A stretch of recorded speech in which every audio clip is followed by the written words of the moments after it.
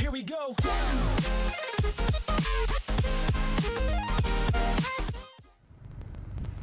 Hey everybody, Eric Sill here with Carolina Autos, bringing you another video about the infotainment on the Veloster N.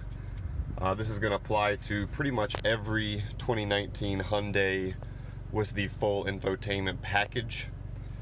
I had a request on one of my other videos about the interior and exterior review on the Veloster N.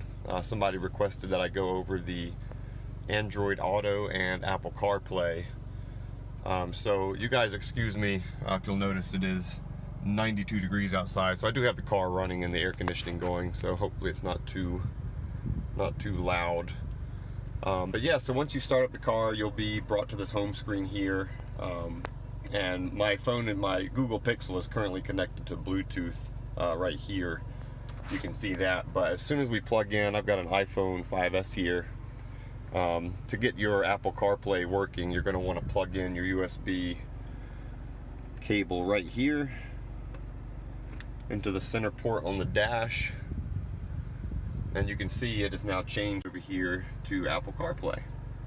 So it says it's disconnecting my Bluetooth, and all you got to do is click on the Apple CarPlay there, and it comes up just like it normally should. So we can go to Maps, kind of see where we're at on the map. Zoom in and out. So this is just your phone kind of doing everything that it would normally do. You can see we're in Charlotte there. You can go down to the phone and make calls, so you can go to recents and contacts. Everything is right there. All of your voicemails and stuff are right here if you want to access that.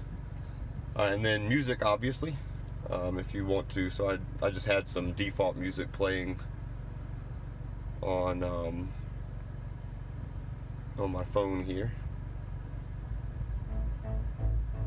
and it's as easy as that.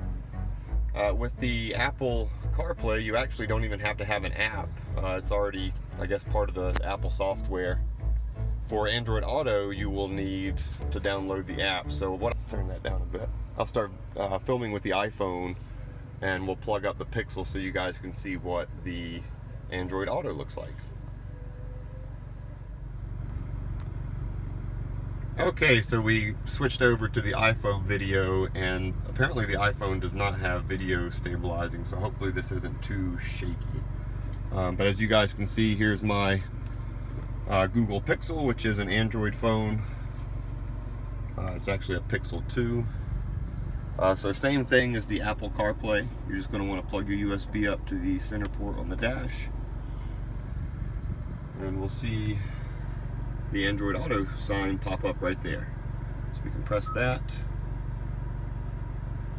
And so the Apple CarPlay screen and the Android Auto screen do look a little bit different. Android Auto is kind of more like an app-based system, so it kind of always will pull up like a map or the weather or something like that. And you can kind of just swipe those notifications away if you want to, and get to the true home screen. So down here is the navigation bar at the bottom.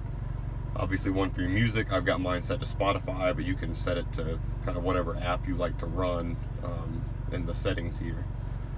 If you use something other than Spotify, always can go back home there. Recent calls and navigation. So you get navigations right there, and you can always just look in your history to go where you want to go, or you can just say, okay, Google, navigate me to work. Navigating to work.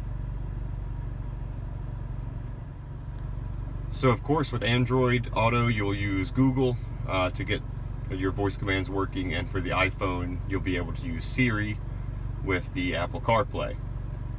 So that's a pretty quick synopsis of how the infotainment works on the Hyundais, and particularly the Veloster N in this case.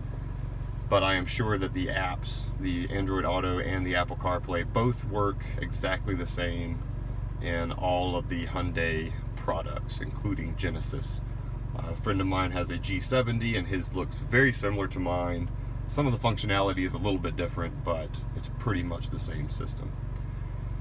So that's how you use the infotainment, and hopefully this video was helpful for some of you guys, or I hope you made a decision one way or the other on a Veloster. And we will see you guys in the next video. Thanks for watching.